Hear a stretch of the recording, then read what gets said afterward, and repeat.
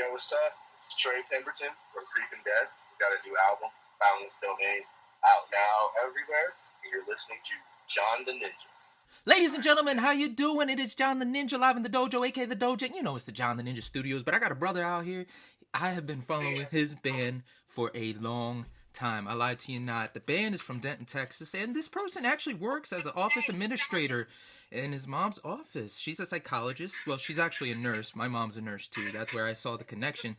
But how the hell did this guy with so much potential fall into death metal? Maybe it was his diverse taste in music. Maybe it was the various injuries he got playing football. You know, testicular contortion will make you feel some crazy stuff, but who cares? The most important thing is his mom exposed him to hip-hop, rap, R&B, but the thing that stuck with him was Carcass. And when he finally was able to join this band that formed in 2015, he was finally able to put down his guitar chops. The band I'm speaking of is Creeping Death. Creeping Death style is an amalgamation of several classic styles from across death metal's history, to be honest with you, and they have a consistency thread of mid-range chugging patterns that occasionally the tempo changes and mixes it up, aka mosh pit ensue.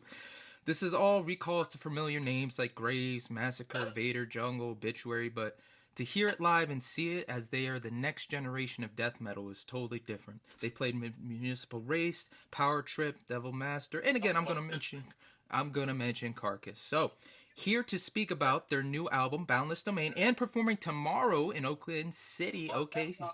Ladies and gentlemen, I give you that kick-ass Mr. Trey Pemberton. Sir, how you doing?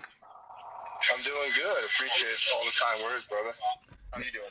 I'm A-okay, man. You just told me you guys were heading to a dispensary. Here in Jersey, man, we just got to legalize. I didn't even smoke it. I went and bought some just to have it in my room as a momentum of the blessing. So, you know, how's your day off? That's awesome. Oh, great. We're chilling here. We're at the Garden of the Gods Park. We just spent a little time walking around, hanging out. You know, it's a beautiful day out here in Colorado Springs, so it was nice to take advantage of it, you know, take some group pics and whatnot. So, yeah, it's been a beautiful day so far. You guys are out. You're about to play OKC. And, you know, having your bearings now, having the fact that you've done your touring and everything, bro, like, is there anything you're very conscious of doing before the show starts? Something that you've learned along your travels and, you know what, I gotta get this before we start the show just in case. I always try to make sure my guitars are, you know, in working order or in tune for the most part. Any problems where, you know, I needed to back up and it's like really far away, or I needed to back up and it was like completely like not in tune or something like that. So it's usually something like that. And I always try to make sure, well, we all do try to stretch and limber up because, you know, we've done it enough where it's like, if we don't, it's like we all get sore and stiff, and it's not fun being in a band, sore and stiff. We're not going to skip past the fact, my man, you always got to try and do those kicks that you be doing, all right? You're known for that, but it's fun to watch you guys on the rise. Again, I mentioned all these other metal bands that you've played with, and, you know, especially it coming full circle for your mom. Listening to Carcass, and then you not only playing with them, but you touring with them, you know. You've still got to tell me about your guitar, man. You switched guitars. You said you love this new custom TWS, you know, and it's changed your sound for the better. How do you feel that impact of your playing has changed with this guitar? Is it just because it just feels right, or is there a little bit more with the technical side with how it gets picked up by the amp? I think it's just a really, really like well-made guitar. I played like for the most part before this anywhere from $400 to $1,000 guitars for the most part, and you know it's like nice, but like when you get a really, really nice one, you definitely feel a difference. You know, it's good quality wood, you know, handmade. Like it's you definitely feel a difference. It's much more resonant than my other guitars, and yeah, I think that like helps a lot. I love the pickups that are in it. Seymour Duncan nozzles, I think they're suited for usually lower tunings, and pretty much it's like our tuning, which is drop C, is like the highest that's like recommended for. So I think that pickup, you know, it's super hot and, you know, really, really crunchy, and so I think that helps too.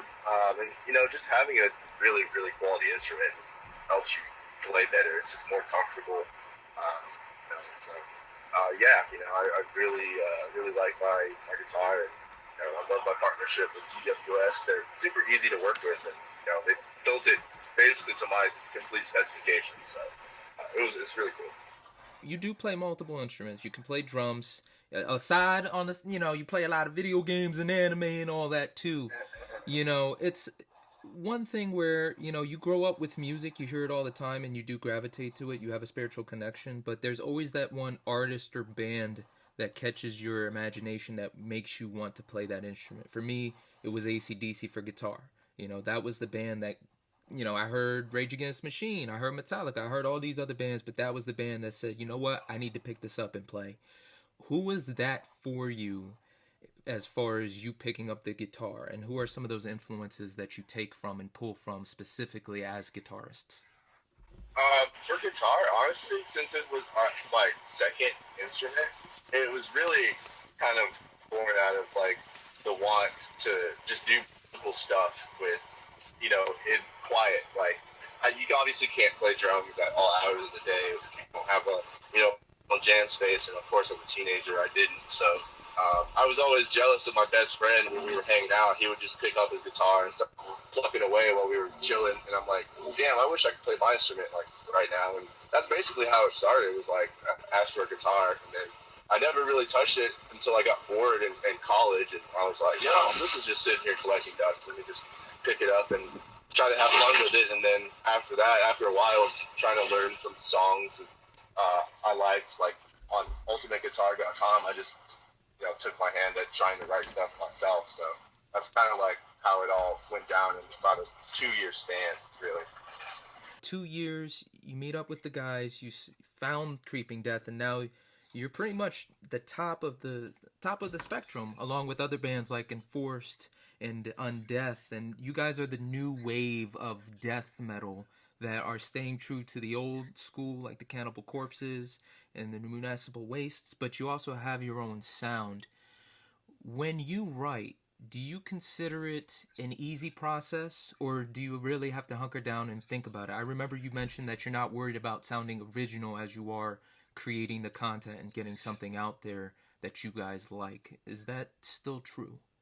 Yeah, I still, you know, I don't think it's too hard, because we're just usually writing first and foremost, do we like this? Like, do I enjoy this? Would I want to play this over and over and over and over and over again? So that's kind of like where it starts off. And then the question is like, it's like a flow chart. If the question is no, then it's just like scrap it. And if the question is yes, then it's just like, then you can like work with it, you know? So yeah, it's not too, we keep it pretty simple, you know?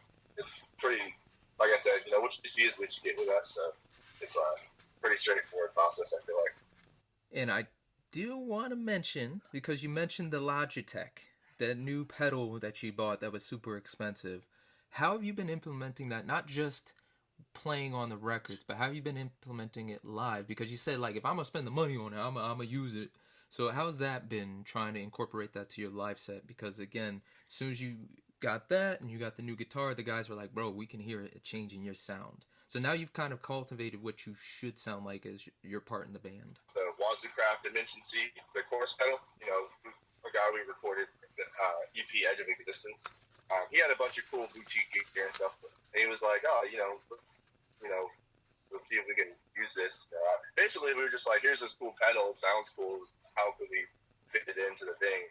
And then we kind of did with the song Edge of Existence, and then it sounded so cool, and I wanted to make sure I could do it live. I just bought one, and then, like you said, it's like, you know, I've spent all this money, I'm going to make sure I use it. So I always try to not use it in every single song, but, like, use it enough where I'm like, okay, you know, I'm getting my money's worth. And I always, you know, it's pretty cool. I think not a whole lot of, like, death metal bands are using a bunch of guitar pedal effects and whatnot. So I thought that was fun in that aspect as well.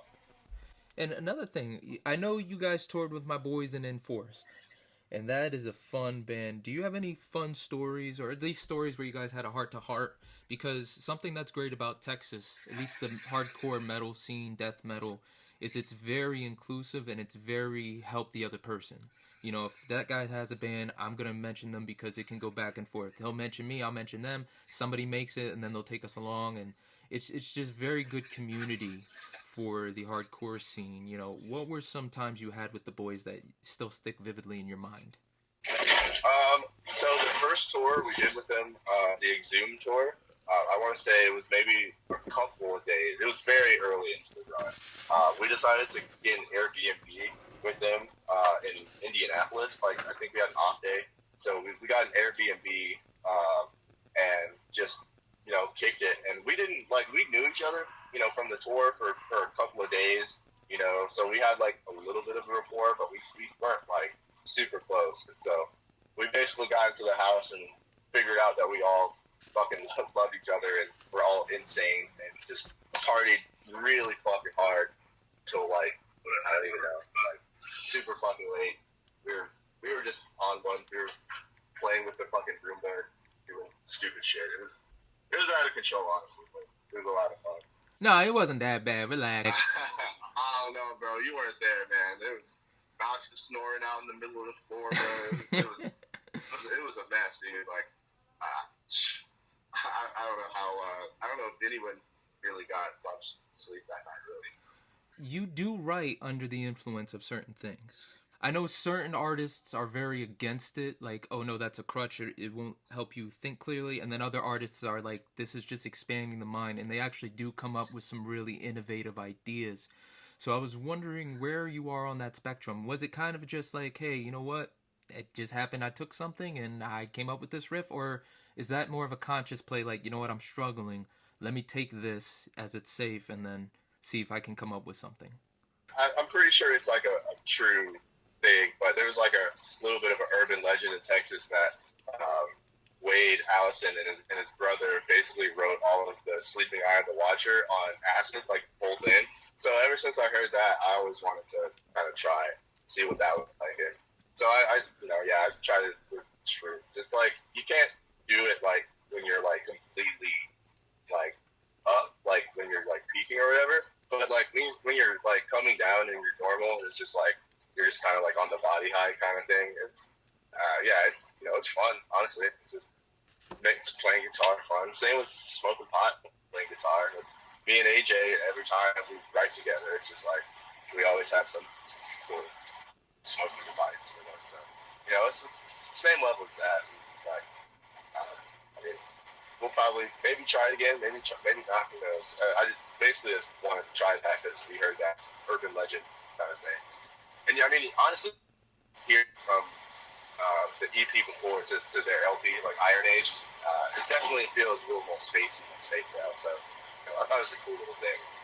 Wanted to give it a shot. Let's go to Boundless Domain. This has been a real fun one to dive into and listen to. I think the one that may or may not have been the one I would have said, like, this is a true representation of the band's metal style, the death metal. If I were to say, like, this is a death metal band, this is what I would show them first. You know, I think that was creators turned into prey. I'm sorry. You know, what song off the album you feel would be the best, hey, this is Creeping Death, check them out, that song to grab them? Because I'm gonna tell you, man, there's others too we're gonna get into, like Intestinal Warp and etc. But which one do you feel like was the most, like, hey, this is the most engaging for a new fan? Just the opener, Boundless Domain, is a good one. Intestinal Wrath is also a good one. I think all the singles plus Boundless Domain are really, really good entry points. I think you'll pretty much get the idea of, you know, what the band is with any of those tracks. For me, The Common Breed was my favorite. That riff is like the perfect, I'm at the club, I'm at the venue, the first riff comes in, oh, I can drink to this. And then it goes into this, the only thing I could describe is this death clock groove, man. It's very harsh, it's very smooth, but it also is very, like, high energy.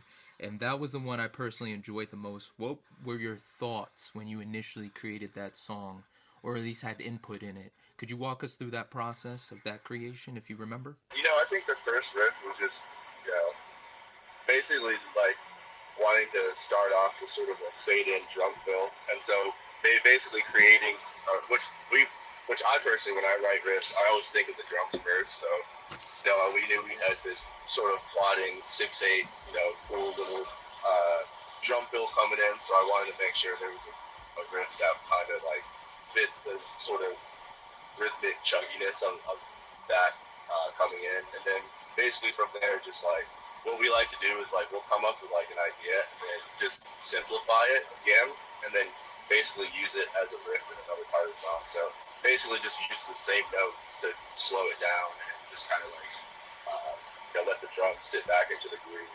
And then the fast part, AJ came up with the sort of that's more like Swedish death metal kind of black metal-y kind of part. And then, just from there, and then we get to the spacey part, which is, kind of where the mushrooms and all that come in.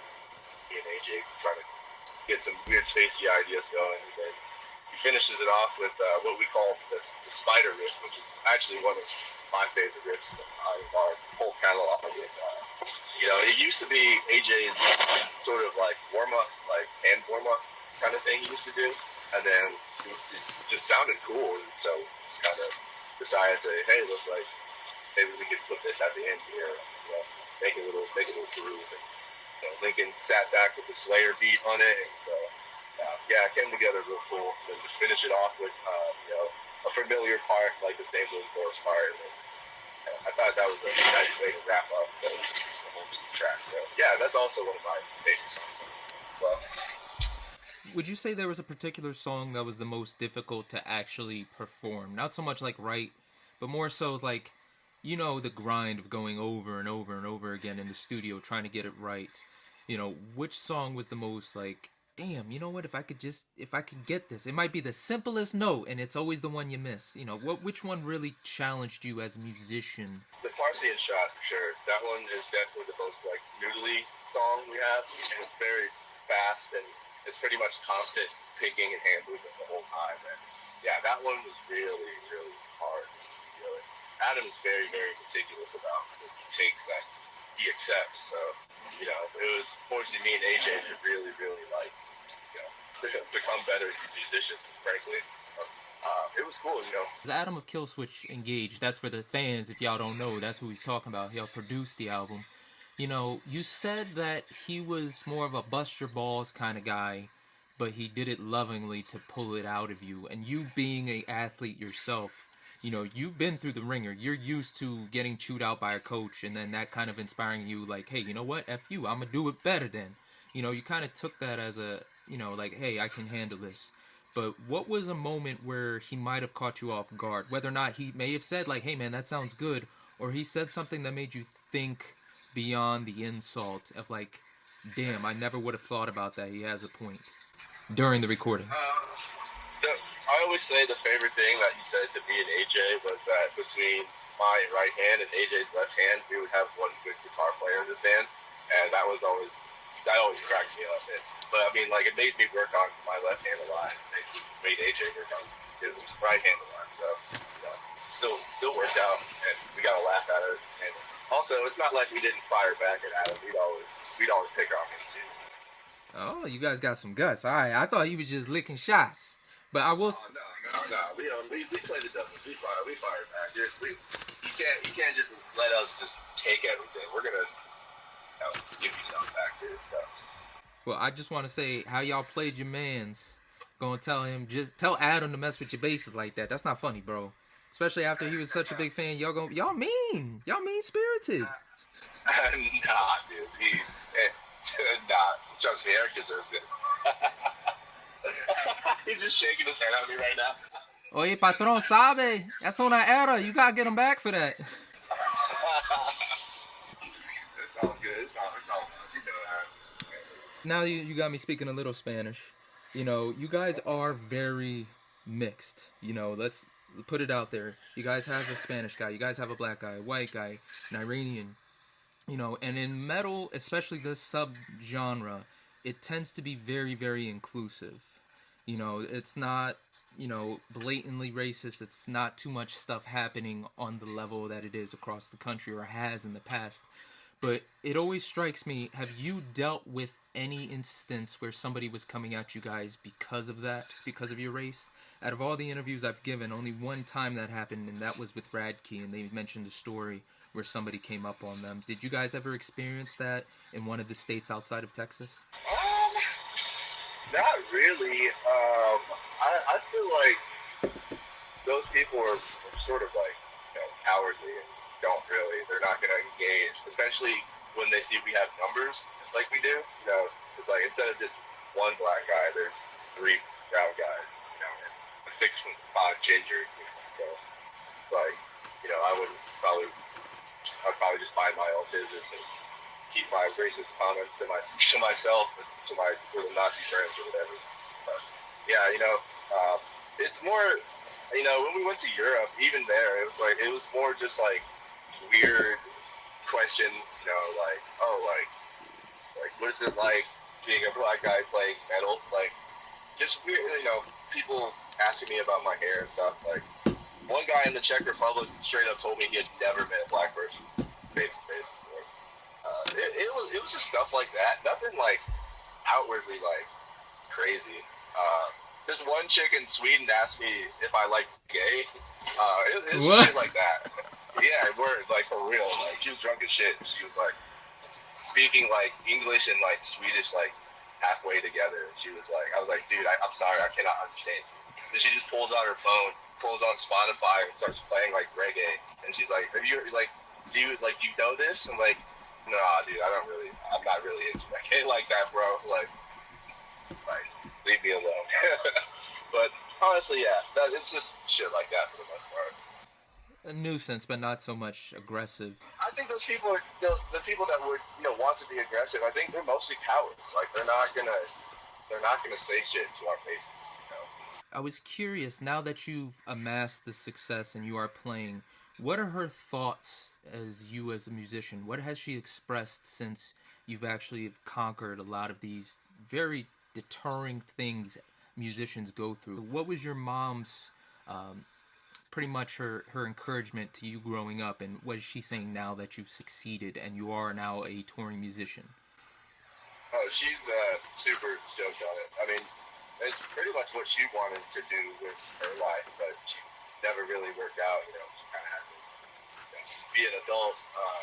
So, she always wanted to facilitate, supporting me in whatever endeavors that I wanted. But at the same time, she was always, putting music in my face and playing, metal and hip hop and all sorts of stuff, but giving me toys like a Fisher Price toy snare drum. Like, I remember before I was into more video games and stuff, that was one of the things that I played with like the most as a little kid, was that little piece of shit toy snare drum. So I remember there's just always stuff like that. And even now, she's always been super encouraging, even to the point where she's like sort of more believe in this than I have, really, in some points.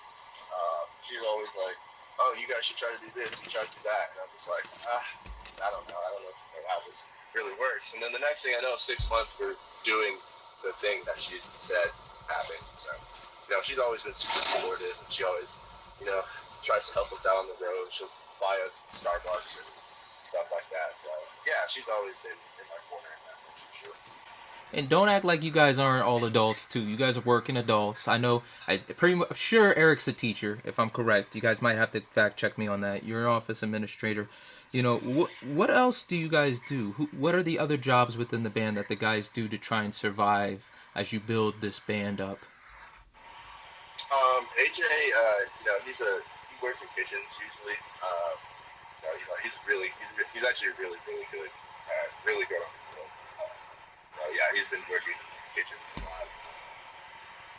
Lincoln works in like venues, like a stagehand who do stuff like that.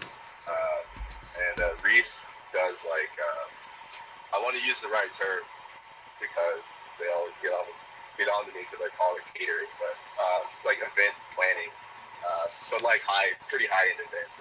So they lead a team, and stuff like that. So yeah, that's kind of like what we do for our jobs. Also, you sparked another question way back then. Are you an Xbox or PlayStation man? PS. Oh, Sony gang all day. I'm also PC gaming now too, so yeah, I've been into that as well. I've sort of got like my niche for my Sony games, and then now I've got a little bit of my niche for my PC games. So. For me, in the industry we're in, I always look highly to the people that gave me advice when I was green, or when I was in a very bad rut, and they kept on saying, "Hey, just do this," and whatever happened after. Who are some bands that really took you guys under their wing and, you know, watched after you, said, hey, do this when you're out on tour? Who really were beyond just the supportive, like, hey, we're all getting along, we're having a good time? Who really went out of their way to mentor you guys? Power Trip really helped a lot. They were on our first really big tour that we ever done, so they helped us a lot with, like, you know, what to expect and, you know, and stuff like that. Also, Carcass, them, not just them, but their crew as well, just like, you know, helping with this stuff and giving ideas of how to operate that are just make everything much smoother. And, you know, one of the things I always cite is Jeff from Carcass. We were hanging out, like, you know, just drinking after the show one day. Yeah, I forget what the conversation about. He was just like, you know, death metal is just supposed to be fun.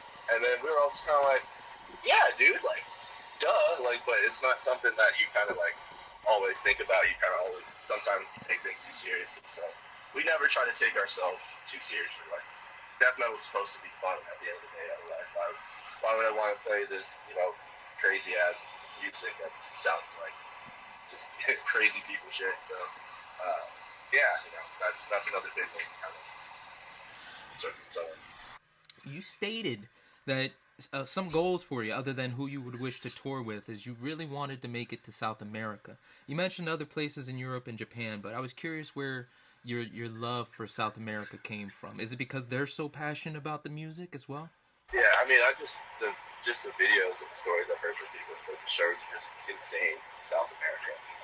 Same with Southeast Asia. It's those two places I really want to go. You know, one, usually bands don't go there as often, so when they do, it's usually a huge deal, and you know, the crowd participation and all that is usually pretty insane. So, you know, and then also on top of it, just basically just wanting to see the entire world. You know, it's a big reason. Like I like playing music is to travel and see things, experience different cultures. Good sir. I always end these interviews with the most important question. What's the best piece of advice you've ever been given? Now, this is something that somebody could have sat you down and said, hey, listen, do this. Or it could have been a joke, like somebody saying, hey, rent a tour bus, don't buy one. You know, but it, for whatever reason, stuck with you, and it pops up in your mind every now and again. I always just, sometimes, you know, you just have some self-doubt. I always just, I don't know if it's really advice, but I just take solace in just knowing that, like, you know, if anything, like, bad happens with any of this, like, at the end of the day, like, no matter what, with all the music shit, it's just like, I know I have people who care about me, like, no matter what. So none of this shit is really that serious. Like, I've got a good support system, so that's just kind of, I guess, you know. But I always sort of fall back to, I don't know if that's really advice or anything like that, but that's just what I always think about when I'm always, like, down or second guessing myself. It's just like, you know what, just, like, go with your gut, because at the end of the day, like, you know, I'm going to have people that I can fall back on, and, you know, what they think of me is not going to change, because, you know, they didn't like what album I put out this side or whatever, so. Ladies and gentlemen, that is Trey of CREEPINGDEATH, and god dang it, you got to go check out Boundless Domain. And also, you can check them out on Instagram and Facebook and their website, CREEPINGDEATH. It is an amazing experience when you listen to it. And I guarantee you're going to walk away a better person. Trey, thank you for your time, man. That was a interesting ride we just had between the mountains and the craziness. I thank you for sticking with me on this journey. Of course, brother. Appreciate you having me. And for everybody else, be smart, be mindful, and rock on. As always, Ninja out. Woo, baby, you listen to John the Ninja. Oh, your ears are about to go on a vacation. John the Ninja's got what you need.